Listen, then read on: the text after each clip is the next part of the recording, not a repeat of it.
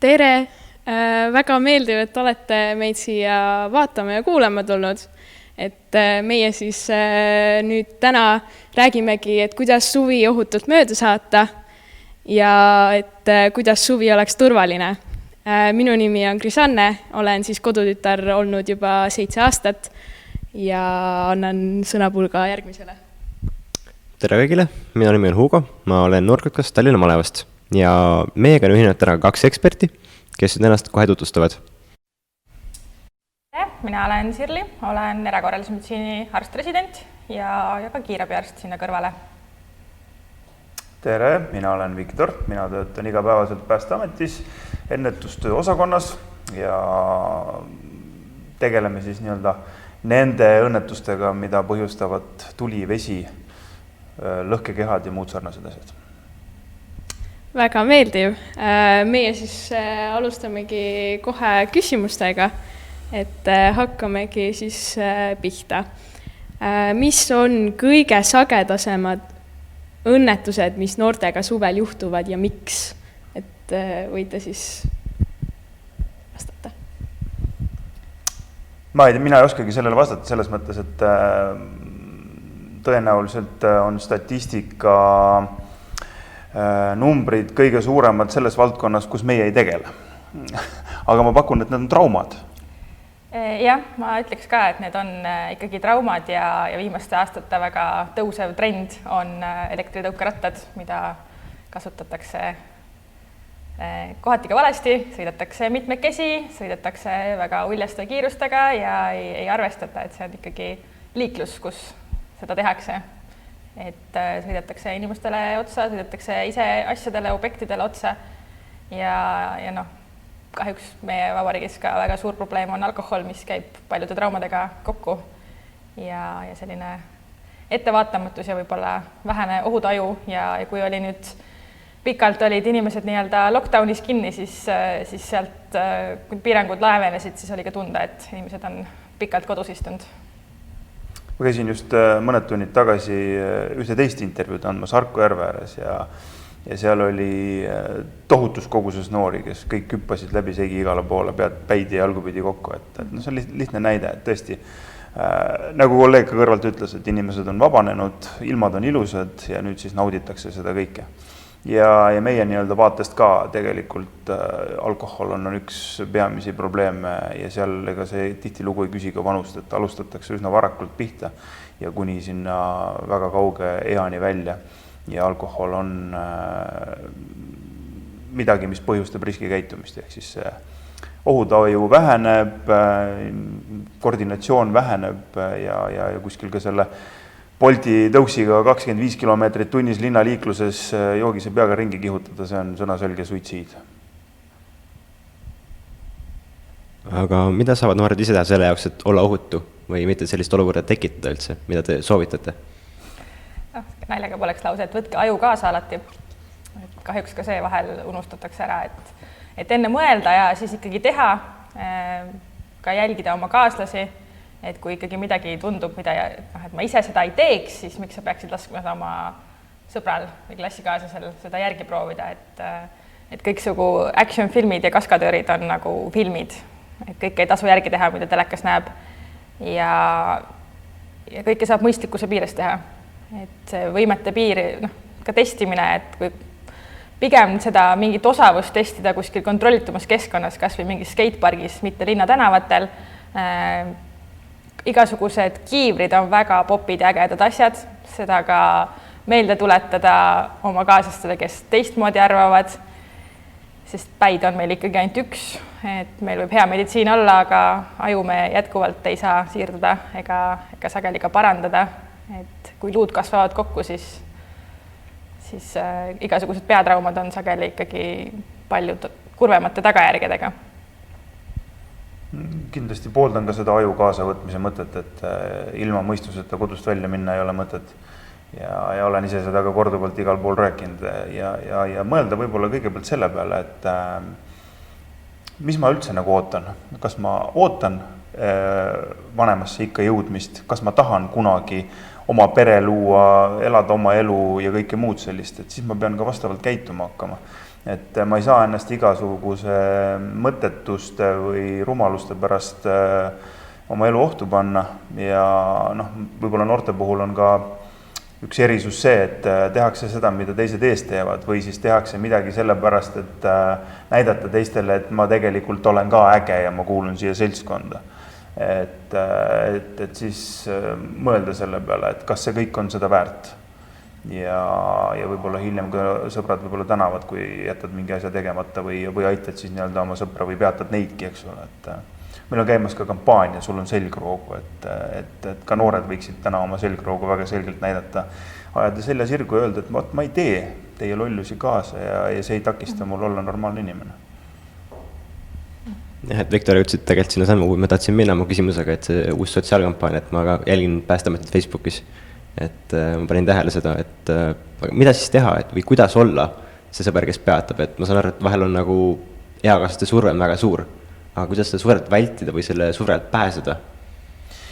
No üks võib-olla probleeme on ka see ei ütlemise oskus, et me tihti tahamegi nii väga kõigile teistele meeldida, kuuluda sellesse seltskonda ja olla teistele meele järele, et meil on väga raske öelda ei, sest kui me ütleme ei, siis meile vaadatakse viltu. Noh, ma ei tea, ei austa mind või sa oled nõme või, et noh, aga mis siis, olengi. Aga ma olen valinud elu. Ma olen valinud terved jalad, terve selgroo ja ma ei ole nõus seda loovutama, sellepärast, et teha kaasa mingisuguseid asju, mille pärast te siis ütlete näiteks, et ma võtan teid oma seltskonda. Et see on juba niisugune nagu lasteaia mängimine, et ma ei tule su liivakasti, sest et sa oled rumal. Tegelikult see ei ole nagu okei. Ma arvan, et see julgus öelda ei on esimene asi ja võib-olla teisalt küljelt leppida siis kokku, et kuulge, okei, lähme teeme mingisuguseid tegevusi kuskil, aga lepime eelnevalt juba kokku, et me täna enda elu ohtu ei pane. Ja selleks me peame tegema seda teist ja kolmandat. Just, et see väärtushinnangute küsimus tegelikult, et see algab ikkagi kodust ja ka sõpruskonnast ja tasub ka väga vaadata ja valida, et kas see, et ma nüüd olen põhikoolis hästi popp, kas see on seda väärt, et ma siis gümnaasiumisse ei jõua ja lõpuks olen mingi õnnetu hing kuskil väikses kohas, kust ma kuskile kaugemale kunagi ei jõua oma pangalaenude asjadega või ma ei ole koolis nii popp, aga ma pärast olen heamal ametikohal, mul on armastav perekond ja mul on mõistusega sõbrad, et see pikem perspektiiv kindlasti ka ja seda tasub ka nagu enda jaoks välja mõelda ja siis ka endale kindlaks jääda. Ja küsimus ka, et kui sa näed kedagi, kes ongi siis juba nii-öelda ohuolukorras olnud ja siis vajab abi, et kuidas siis abivajajat nii-öelda aidata? Abivajaja aitamine kindlasti algab ka sellest, et kõigepealt võtta hetk ja mõelda, et mitte tormata kindlasti pea ees sinna olukorda sisse, vaid enda ohutus ka, sest muidu meil on 2 abivajajat. Et see hinnatagi siis, et kas see abi on üldse minu pädevuses või ma peaks nagu esmalt enamasti noorte puhul ka või näiteks ka keegi uppumas on või mingid sellised suuremad ohuolukorrad, siis endale nii-öelda liitlasi juurde kutsuma, et üksinda võib väga see raske olla. Et eriti kui ei tea, mida täpsemalt tegema peab, siis nutiseadmed on nii levinud, et kas või võtta ja meil on tõesti võimalik häirekeskusesse helistada ka ju niimoodi, et panna see kõlari peale, sa saad samal ajal kätega tegutseda, kui sa saad nõuandeid ja sul tuleb ka professionaalne abi sinna juurde. Ja kõik need esmaabikursused kindlasti ja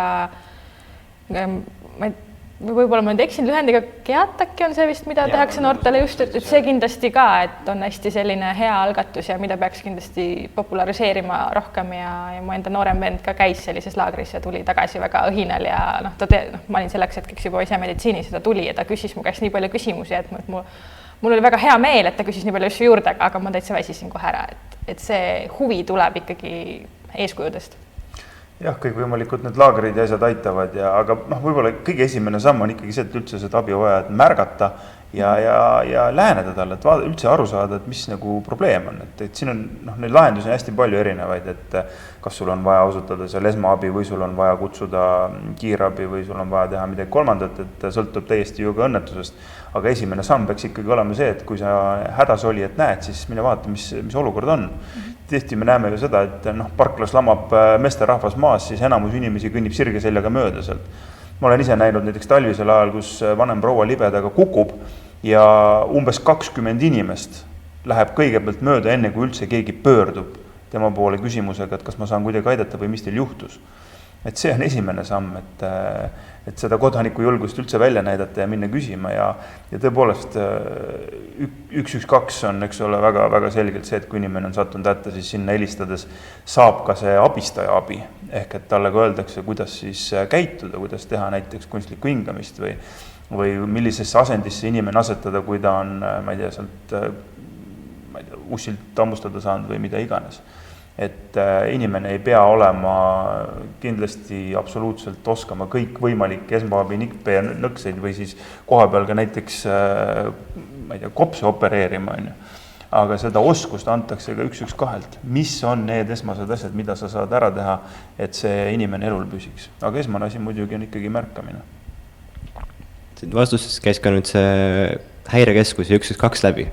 Et iga aasta on nagu eriti suvel seda poleemikat, et kas ma peaksin ikkagi kiirabi kutsuma või millal see on põhjendatud, et see on võib-olla küsimus rohkem Sirile, et kas ja millal?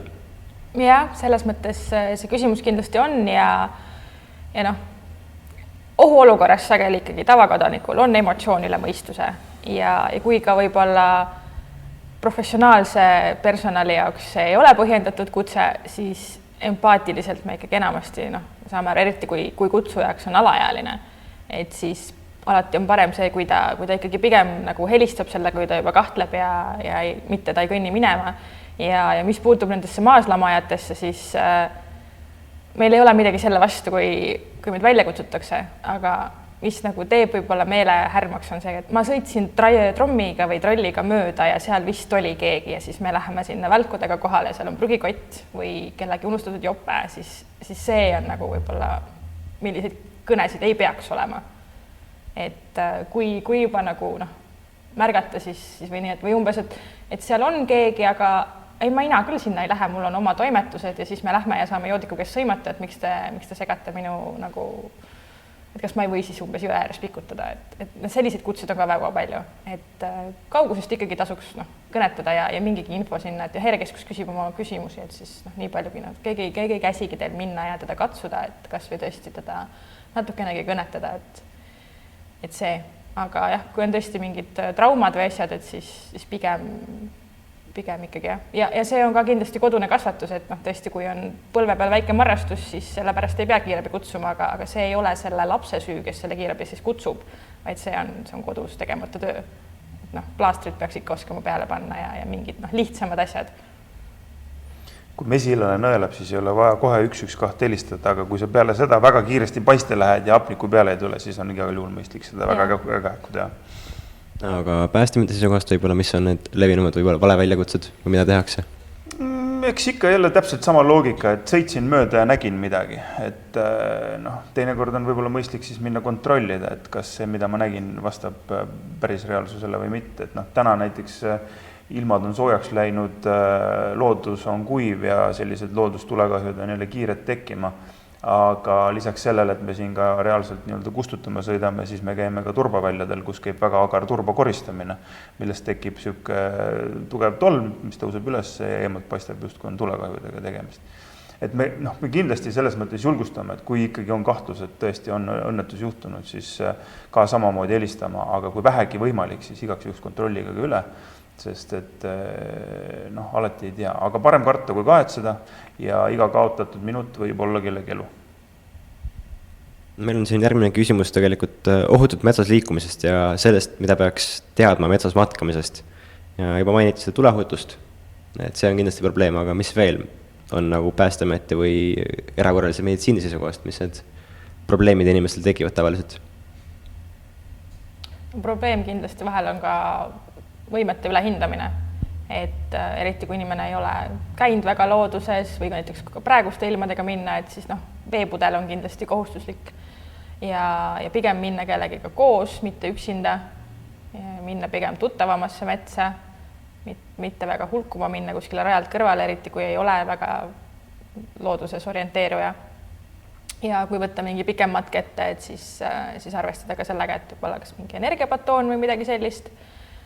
Kindlasti putukakaitse, puugid on Eestis väga teema ja ka nagu sobilikud siis riidetud jalanõud, et lahtiste plätudega võib-olla päris kuskile, kus on oksad ja asjad, ei ole väga hea mõte minna ja ka puukide seisukohast.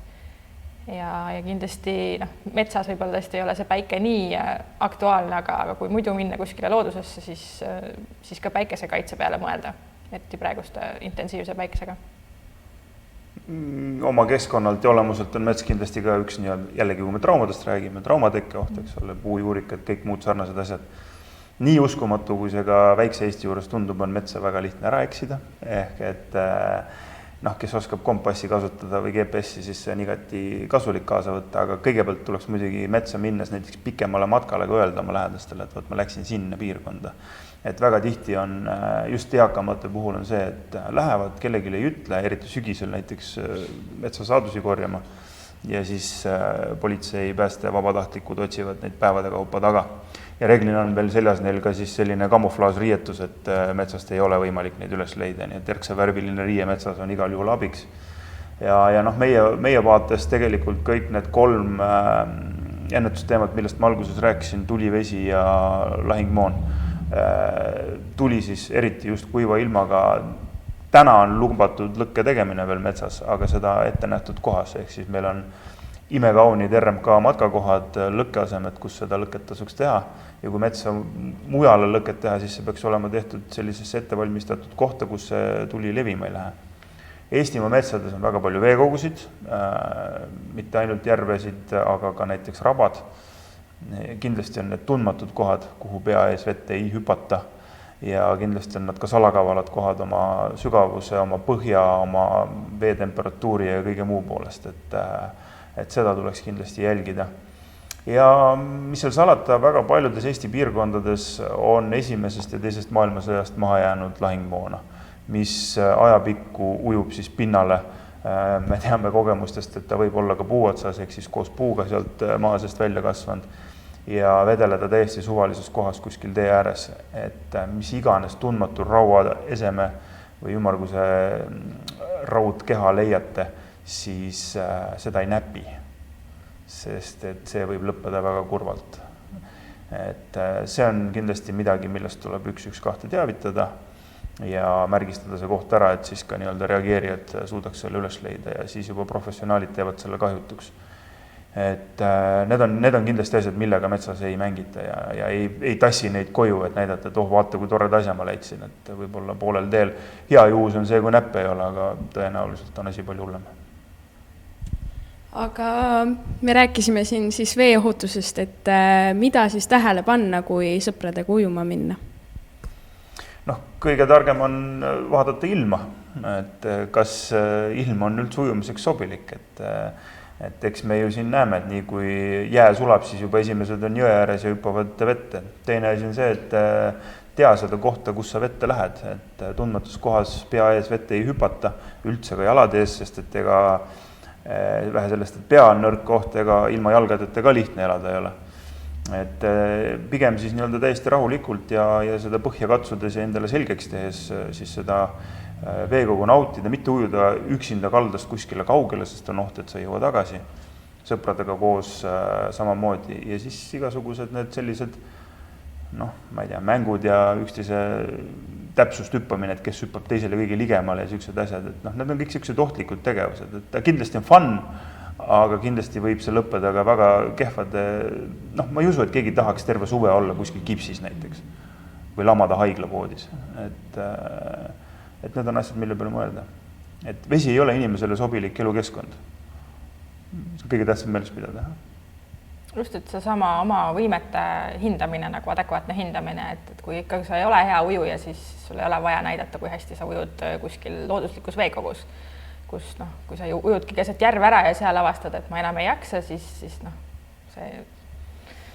see nii-öelda võimete testimine võib jääda viimaseks testimiseks üldse ja tõesti see sama, et need niisugused on ka igasugused trikimängud, mida tehakse, et noh, üksteise peale ja kõike muud, et ja seesama, mis ennem ka siin kolleeg mainis, et noh, inimesed hüppavad täiesti suvaliselt üksteise erinevates suundades ja kui see inimeste tihedus selles veekogus on niivõrd suur, siis varem või hiljem seal tulevad mingid traumad ja me keegi ei taha olla see, kes saab mingi suvalise küünarnukiga omale silmasiniseks või vastupidi olla ka see, kelle tõttu nüüd sõbral ninast verd lahmab, et see võimete tajumine ja ka nagu tõesti tuttavas veekogus veel midagi, aga kui on täiesti uus veekogu, siis rahulikult tipa-tappa samm-sammu haaval sinna vette sisse, mitte mingi hüpete või ka suurte nagu jooksmistega, et see kindlasti ja üldiselt ikkagi üks vedelik korraga, et kui tahetakse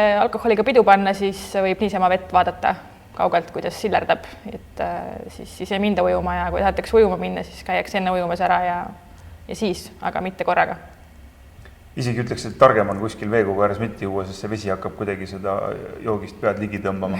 Vist jah, mingid sireenid või midagi tõmbavad, aga et noh, kui ka seltskonnas üks kaine inimene on, kelle sõna midagi maksab ka, et noh, siis võib-olla võib sinna veekogu äärde minna või leppidagi varem kokku, et käime, teeme ujumistiiru ära ja siis teeme alles õlled lahti, et ja kindlasti tasub mõelda selle peale ka korraks, et okei, kui ma nüüd ise hüppan ja ma ei tea, lõhun oma käe või jala ära, noh, siis olen mina haiglas, on ju. Aga kui ma vigastan oma head sõpra, siis ma elan selle teadmisega elu lõpuni, kui mu sõber on näiteks ratastoolis. Et mõelda natuke kaugemale kui sellest hetkest, et saavutada nii-öelda see fun moment, et ma nüüd hüppasin ja see oli nii äge ja see oli nii värskendav, et mõelda natuke järgmine samm ette, mida see endaga kaasa võib tuua. Ma ei ütle kunagi seda, et ärge nüüd üldse vette mingega hüpakega, ärge ujuge, et see on keelatud. Ei, no me ju lapsest peale, noh, ma kujutan ette, et me ise täpselt samamoodi hüppasime vasakule paremale ja nii edasi, et aga noh, täna on meie võimalus nagu öelda, et vähemalt noh, vaadake, kuhu te hüppate või siis kontrollige see ala ennem üle ja siis hüpake. Sest kunagi ei tea, isegi näiteks avalikus ujumiskohas, kui veekogu põhi on üle kontrollitud, siis hommikul ujuma minnes sa ei tea kunagi, kes mis iganes põhjusel, on ta siis pahatahtlikul või muul põhjusel, on sinna vette visanud midagi. Et me alatihti kuuleme seda, et jälle mingi pudeli klaasikillud on põhjas, on ju. Keegi mingi ora lükanud sinna püsti ja siis sa hüppad sinna ora otsa. Et no, ei taha nagu seda kuidagi kellegile. Sellest üks vedelik korraga, mis tegelikult minu meelest on nagu väga hea selline rööklause, et ma päris täpselt nüüd eelmise aasta statistikat ei mäleta, aga päris suur osa vist uppumissurmast inimesed olid purjus. Laias laastus pooled. Ja muide ka just tuli värske statistika, mis puudutas näiteks kukkumissurmasid, et eelmine aasta kukkus Eestis 181 inimest surnuks. Lihtsalt kukkus surnuks. Ja sealgi pea pooled siis alkohol. Et see alkohol, eriti suvisel ajal, kus lõõskav päike veel oma tööd teeb, noh, on saatanast. Ja noh, räägime siin lõõskavast päikesest, et mida teha päikesepisti korral või et kui tunnedki, et päike hakkab liiga tegema? No, esimene samm on ikkagi elimineerida see, mis sulle nagu liiga teeb, et päikse käest ära minna või kui sa ka näed, et keegi nagu on natuke kauaks juba jäänud või käitub kuidagi imelikult juba, et ja ta ei ole võimeline ise minema, siis viima ta jahedasse ikkagi kindlasti ära. Seal on mingid väga siuksed ümber tihedad riided, ka see juua anda, kui ta on võimeline jooma, kui tal on juba teadvushäired, ei ole suu kaudu võimalik vedelikke manustama, siis see on kindlasti see koht, kus tuleb kiirabi kutsuda, et siis ta vajab ikkagi seda vedeliku asendust ja jälgimist juba meditsiinilises keskkonnas ja veinikaudset vedeliku asendamist. Aga nüüd meile siis veel küsimusi, et mis tähendab olla noorkotkas ja kodutütar ja mida see aeg meile siis andnud on ning kuidas see meid tulevikuks ette valmistanud on. Mina ütleks, et kodutütar olla on väga-väga hea kogemus ja väga häid õppetunde olen saanud. Ja mida see aeg mulle siis andnud on ongi häid sõpru, häid teadmisi, nii siis metsa kui ka nii-öelda metsaelus, kui siis ka nii-öelda tavaelus. Ehk siis ma oskan kodus näiteks kõige kiiremini ahju tuld üles teha, sest et olen nii palju seda juba teinud, et see läheb mul kõige ladusamalt. Ja tulevikuks ette valmistab see kindlasti, näiteks minul on see õpetanud paremat eneseväljendamist, paremat juhtimisoskust, et kui ma olen pidanud juhtima seal teisi pisemaid, siis arvan, et see nagu tulevikus on kindlasti mulle tuleb kasuks. Ja mida sul on lisada? Ma omalt poolt võib-olla lisaks, et kuna meil siin see meditsiini teema või ohutuse teema on nagu läbi, siis kindlasti, et meditsiinile pööratakse ka väga palju rõhku. Elementaarne selline esmaabi või selline on nagu elus väga kasulikuks tulnud juba praegu. Ja ma arvan, kindlasti see on minu jaoks üks tulevasi võimalus, mis ma kaalun karjäärina, et ongi samamoodi, et võib-olla süda natuke tuksub sinna meditsiini poole, et võib-olla kunagi Silliga näeme äkki loodetavasti emas niimoodi, et üks meest ei ole patsient. Ja ma vahepeal julgustaks ka tegelikult meie vaatajaid, et palun küsige küsimusi. Et need küsimused, mis teil olete küsinud, on väga põnevad, väga huvitavad ja kindlasti nagu võib-olla annab sellist isiklikumat sidet teile selle tänase saatega. Et kindlasti palun Zoomis chatis küsige. Et ei pane pahaks üldse. Ja võtame siis äkki kuulajate küsimusest järgmise, et kuidas vihma korral metsas lõket teha. See on selline väga huvitav küsimus tegelikult, esiteks ta on raske, et põhimõtteliselt ainuke materjal, mis on kogu aeg ka paduvihma ajal kuiv metsas, on kuusked alumised oksad, mis on seal selle võra all kuivas. Need on ilusad krõmpsud, nad väga hästi põlevad, sealt on väga hea seda lõket alustada. Aga seda edasi elus hoida on keeruline. Et kui kuivupuid ei ole, siis ongi raske. Nüüd, kui on väike paduvihm, siis väga lihtne on tegelikult teha see lõkke üles kõigepealt ja sinna lõkke ümber sättida kõik ülejäänud puud, mis edasi hakatakse põletama. Ja need puud seal lõkke ümber, see vesi neist aurab ilust ära, need on pärast kuivad ka lõkkesse panna, lähevad krõmpsti, nagu olekski kuiv puu. Et ma arvan, et Viktor, võib-olla see on ka üks asi, meil peaks tähelepanu pöörama, et lõkke ei oleks seal nagu väga puu lähedal. Jah, see on kindlasti mõistlik, kuigi aga seda puud põlema saada on üsna keeruline, see on sama nagu ärge proovige kodus muidugi, aga suitsukoniga näiteks voodipesu süüdata, et me oleme mitu korda proovinud, pole õnnestunud, aga ometi inimesed sellega kaudu nagu pidevalt surevad igal aastal. Et jah, see lõkke tegemiseks tuleb see õige koht valida, tõsi ta on. Meie üks nii-öelda tegevusi, mille suunal me tegutseme, on ka hädaolukordadeks valmisolek ja seal me õpetame ka inimesi varuma ja seal me õpetame inimesi ka nii-öelda ellu jääma.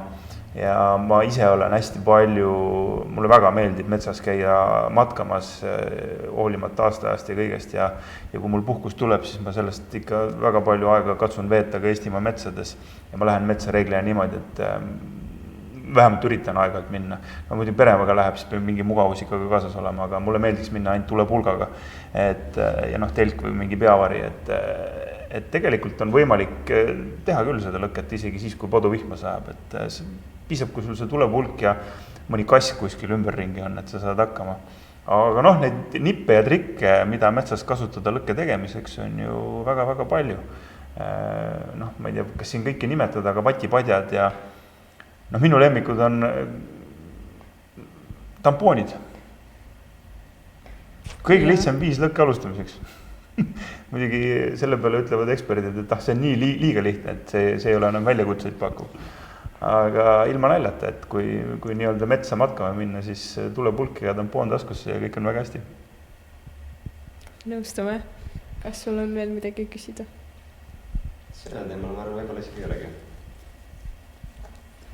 Ma jälle julgustaks kõike, et küsige julget. Muidu selle metsa minemisega, millele ma nagu tähelepanu juhiks, et kui minnagi näiteks nüüd matkama, eks ole, et siis arvestama peaks võib-olla 3 põhilise komponendiga, et üks on see, et süüa juua, eks ole, saada, aga Eestimaa kliimas soojus. Et see lõke on selles mõttes äärmiselt oluline, et kui sa oledki nüüd metsa ära eksinud, ei leia väljapääsu ja sa oled sunnitud jääma sinna ööseks, siis väga oluline on leida see võimalus sooja saamiseks öösel. No kui lõket teha ei saa, siis kas või need kuuseoksad ja asjad ja valmistada endale ikkagi see asi ette, sest et ega ka keset juunikuud pole ju harvad juhtumid, kus jaanipäeva paik on öösel nullil lähedane temperatuur. Ja Eestis igal aastal, kui mu mälu mind ei peta, 6-70 inimest külmub surnuks. Ja selleks ei pea olema õues -20. Just, et inimese kehatüve temperatuur on ikkagi 37 kraadi. Et isegi kui meil on 24 kraadi, siis see on oluliselt jahedam kui see kehatüve temperatuur ja kui kaobki kogu see ressurss ära, et hoida, me oleme küll püsisoojased, aga see on ka ikkagi ju mingi maani, et kindlasti siin on ka jälle peab seda alkoholi mainima, et alkohol laiendab veresooni ja korraks alguses võib olla soe, aga tegelikult soojuskadu suureneb läbi selle. Et kui purjus peaga jääda kuskile magama, siis allajahtumine on oluliselt kiirem kui kaine peaga. Mida sellise allajahtud inimesega oleks meditsiini seisukohast kõige parem teha? Et kui ongi, et sõber näiteks läks õue, jäi õue, juhtus temaga midagi, et... No see sama ikkagi, et esmalt tuua ta sealt külmast keskkonnast soojemasse keskkonda, tal on niisked riided, siis need kindlasti eemaldada, katta ta soojalt, kui ta on teadvusel, ta on võimeline jooma suu kaudu, siis talle anda sooja juua ja olenevalt siis mis seisundis ta on, et nii kaua, kui inimesel on endal lihasvärinad veel, siis see on selline hüpotermia ikkagi esimene faas, kus inimesel on endal kompensatsioonimehhanismid olemas ja siis sageli ta ei vaja ka meditsiinilist abi, et ta on võimeline ise üles nagu soenema, et tõesti, kas siis, kui on kuskile lõkkekamine ette, kui on seda varianti või lihtsalt sooja puhur, soe tekk, et on kuiv vind, sest kui tal on märjad riided seljas, siis see soojuskadu süveneb. Ja teda jälgida, et ohtlikuks läheb ikkagi asi siis, kui inimesel hakkab see teadvus juba hägustuma, ta ei ole võimeline nagu suu kaudu midagi tarbima ja tal ei ole enam lihasvärinaid, siis ta vajab kindlasti juba erakorralist meditsiini. Aga me oleme hästi palju alkoholist rääkinud ja jah, et me üritame sellest hoiduda, aga kui on siis mingi tuttav saanud alkoholimürgituse, et kuidas siis sellel puhul käituda? Kindlasti oluline on ka teda jälgida ja teda kindlasti mitte üksinda jätta, kui ta on piisavalt nagu teadvusel ja ta suudab ise oma hingamisteed kaitsta, et siis ka alati ta ei vaja meditsiiniabi, et siis tõesti nagu ta võib ka jääda magama siis pigem nagu küliliasendisse, kontrollida, et ta ikkagi hingab, et ta ei oksendaks ja kui ta ka oksendab, et siis see okse tuleks välja, mitte see ei läheks tema hingamisteedesse. Ja mineraalvesi, C-vitamiini rikkad vedelikud on see põhiline, millega ta siis, aga põhiline mida teha on see, et teda mitte mingil juhul üksinda jätta alkoholimürgistust. Teda jälgida ja kuni ta on ikkagi kontaktne, kui ta on võimeline oma hingamisteed kaitsma ja ta on võimeline suu kaudu siis tõesti mineraalvett või muid asju peale tarbima, siis teda võib jälgida ka kodus. Seal on tasub meeles pidada seda, et inimene, kes võib-olla alkoholiga ei kanna ja on mingil põhjusel seltskonnas liialdanud sellega, et siis oma enese okse kätte lämbumine ei ole midagi haruldast. Et see on üks asi, miks ka inimene ei peaks selili olema ja ma ei tea, kuskil kummimadratsi peal seal. Talle tasub igal juhul silma peal hoida. Kummimadratsid tegelikult on nüüd väga hea pidepunkt. Meil tuli üks jälgija küsimus, et mida peaks teadma meresõiduvahenditest, näiteks supplauad ja kajakid? Ja supplaud on siis veepealne elektritõuks meie jaoks ehk et reguleerimata asi ja ilusad pildid tulevad, tõsiselt ilusad pildid, kuidas inimesed sõuavad päikeseloojangusse ja kõik on väga vahva ja matkame mööda jõgesid kilomeetreid ja kõike seda, aga üks häda on seal juures alati see, et ei ole vesti seljas. Sest päästevest ei ole nõutud ja see ei ole kohustuslik. See on sama ka veesõidukitega, et päästevest peab olema veesõidukis. Aga päästevest päästab ainult siis, kui ta on inimesel korrektselt seljas. Muul juhul ei ole ta mingit kasu. Me oleme üritanud küll ja küll, et näiteks kui olla vees ja hakata siis seda korkvesti omale selga ajama. See on enamus inimeste jaoks on see mission impossible. Seda ei ole võimalik teha. Ja lihtsalt võtta see vest omale sinna kaenla alla ja sellega ulpida, sorry, aga te ei pea kuigi kaua vastu. Vest peab olema seljas ja supilauad, kõik võimalikud kajakid ja see on probleem. et kui seda vesti seljas ei ole, sõidame kuskile kaugele. Vees muide teine häda, mis on see, et kauguse taju on palju hägusam kui näiteks sileda maa peal. Ehk et kui ma vaatan näiteks 100 meetri rada, eks ole, siis see 100 meetrit tundub täiesti hoomatav nii-öelda kaugus, eks ole. Aga vee peal see 100 meetrit on midagi muud. Et kui minna näiteks ilusa ilmaga kuskil Pärnu lahe ääres mere äärde ja vaadata Kihnu poole, siis on Kihnut ilusti näha, eks ole. Aga kui supplauaga sinna sõitma hakata, oi pagan. see on nagu väga selgelt. Ilma naljata me oleme näinud praamiga sõites Hiiumaale inimesi supplauaga mandrilt Hiiumaale minemas, ilma vestita. See on sulaselge lollus, et sellega peaks kindlasti tegema. Ja teine asi, mida silmas pidada siis kõigi võimalike nende meresõiduvahendite puhul on ilm. Sest sel aastal on meil ka palju uppunuid, kes on läinud paadiga merele ja neil on vestid seljas olnud, aga ometi nad on uppunud. Põhjus on võib-olla siis kehvas seisus veesõiduvahend, mis on näiteks ümber ehitatud ja kus siis laine või tugev tuul on selle ümber ajanud ja siis on juba toimunud see allajahtumine. Ehk et mingi maani inimene suudab ennast nii-öelda pinnal hoida, kui ta alla jahtub, siis ta põhimõtteliselt tema nii-öelda füüsiline võimekus kaob ja ühel hetkel ta siis lihtsalt upub. Vestid selga ja ära mine kaldast kaugele. Et paraku meie kultuur on selline, et kui näiteks minna Ahvenamaale või Leetu, siis rannavalve sind supplauaga lasegi kaugele, nad tulevad järgi ja toovad su ära. Või näiteks, kui sa oled alkoholi tarbinud, siis teatud piirkondades ei rendi keegi sulle ühtegi veesõiduvahendit. Aga meil on selles mõttes natuke pahasti, et kui sa ikka tahad hirmsasti minna, siis sa saad. Et ilmselt on kõik kuulnud seda Emajõe juhtumit, kus 3 meest läksid kalale ja üks neist tagasi ei tulnud ja see kogus alkoholi, mis seal paadis oli ja mis ilmselt oli eelnevalt ära tarvitatud, oli märkimisväärne. Ja me saime õnneks veel ühe vaateküsimuse, et see on ka võib-olla jälle, tegelikult mõlema teema, et kuidas peaks käituma, kui ma pean helistama häirekeskusesse 112, et olukord on selline, et on vaja, aga mida ma teen või kuidas ma käitun, mida ma ütlen? No, kõige olulisem on jääda rahulikuks ja järgida ikkagi päästekorraldaja küsimusi, soovitusi, nõuandeid, mitte telefoni ära visata,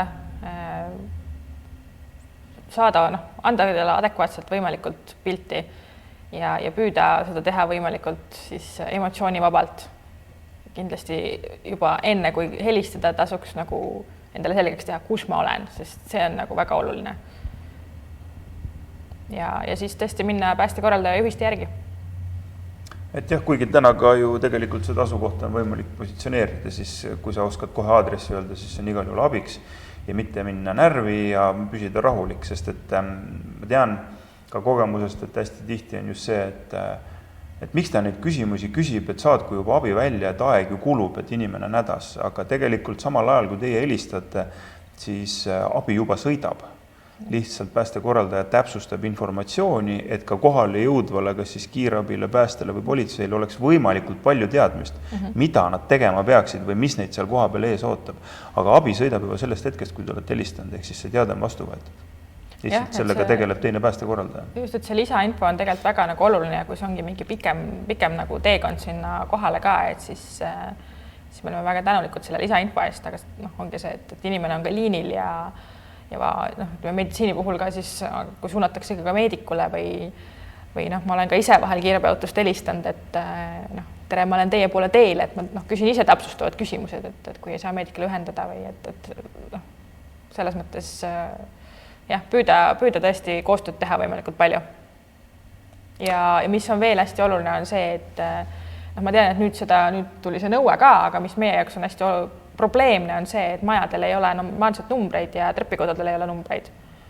Et kas siis võimalusel keegi vastu saata või midagi sellist ja vaadata ka oma majad ja ka kortermajad nagu üle, et kui on ikkagi maja 2/3, mis iganes trepikoda ja kuskil mingid numbreid ei ole, siis see on ka viivitus, mis on ennetatav ja mis on parandatav enne seda, kui juhtub midagi, kuhu on vaja.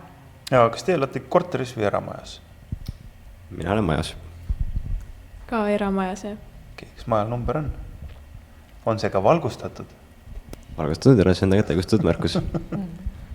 ja tegelikult 1. märtsist peab ka kortermajadel olema numbrid peal nii korteritel kui ka tegelikult vahemademetel ja ka välisustel, et see kohustus on tõesti, sest et see on alati suur probleem ja päästjatel on ka tegelikult juhuseid olnud, kus on siis uks valel korteril maha lõhutud, sest me ei tea täpselt, kus numbris see oli, eks, ja see suitsuanduri signaali kuulmine võib-olla ongi täpselt selline, et täpselt aru ei saa, kus ta tuleb. Aga ennem tahtsin veel ühe teise numbri ka öelda, kuigi nüüd mul läks see number meelest ära, võib-olla sa aitad mind, aga et kui tõesti on, ma ei tea, sain erilaselt sutsaka ja nüüd olen natuke hädas, sest võib-olla see sutsakas oli sellisesse kehva piirkonda, et mis ma siis teen, et 112 me just ütlesime, et võib-olla ei ole iga sutsu pärast mõistlik helistada, et aga meil on ka perearsti nõuandetelefon olemas. 1220, et ka seda tasub nagu, et seal on ka ikkagi, et kui häirekeskuses meil ei võta teie kõnet vastu meedik, vaid seda võtab vastu päästekorraldaja, kes siis oma algoritmi järgi asju teeb, siis perearstikeskuses on ikkagi meditsiinilise haridusega inimesed, kelle eesmärk ongi rohkem nõustada. Ja kui nad siis selle nõustamise käigus neile jääb mulje, et see on ikkagi kiirabiline, siis nad suunavad selle kõne edasi häirekeskusesse ja lõpuks läheb ikka kiirabi. Et kui on tõesti niisugune, ei ole mingi eluohtlik asi, et siis tasub võib-olla alustada sealt. Ja on meil ka mürgistusteabekeskus, numbrit ma igaks juhuks peast ei ütle, aga ma arvan, see on ka väga lihtsalt leitav, see oli mingi pikem number, 16 oli algus ja midagi veel, et ka see.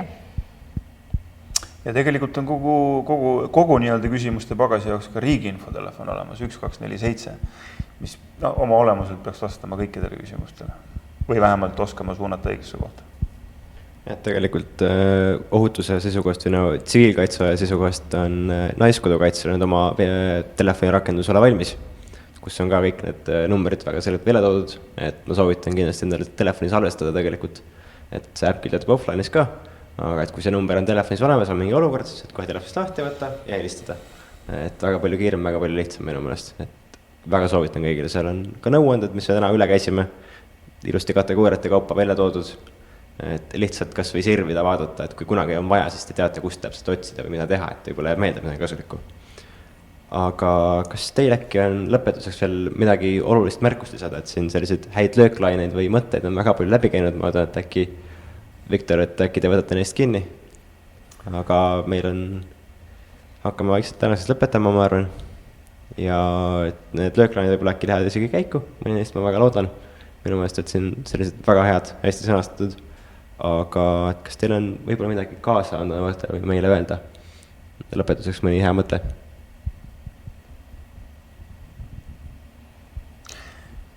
Et jah, selle võib-olla jutu lõpetuseks, et me siin oleme igast asju näinud, et ärge siis selle põhjal jätke elamata ja suve nautimata, et kindlasti suvi on nautimiseks, eriti pärast seda, kui me oleme aasta aega istunud isolatsioonis ja pole suurt mitte midagi teha saanud, et kindlasti nautige seda suve ja tehke ikka kõiki neid asju, mida noored teevad, aga tehke seda kõike mõistusega ja tehke seda selliselt, et meie kahe kliendiks ei satuks.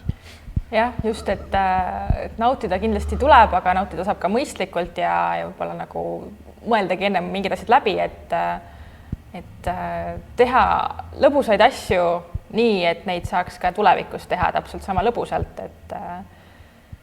et see ei ole ju ainuke suvi ja kõigil, ma arvan, eriti noortel on niivõrd pikk, tore elu ees, et seda potentsiaali on nii palju, et lihtsalt oma tegevused läbi mõelda ja ka nagu arutada läbi, et kui midagi juhtub, et valmistuda mingiteks asjadeks, et kui näiteks me nüüd lähemegi kuskile toredale matkale ja keegi saab herilase käest nõelata, et mis me siis teeme, et kas või see grupis läbi rääkida, küsida nõu kellegi käest või lugeda kuskil, võtta mingid materjalid kaasa, et sellel hetkel, kui see veel ei ole juhtunud, on palju lihtsam seda rahulikult teha, kui siis, kui see on juba juhtunud, et siis hakata kuskilt guugeldama, et siis see ei ole võib-olla nii tulemuslik.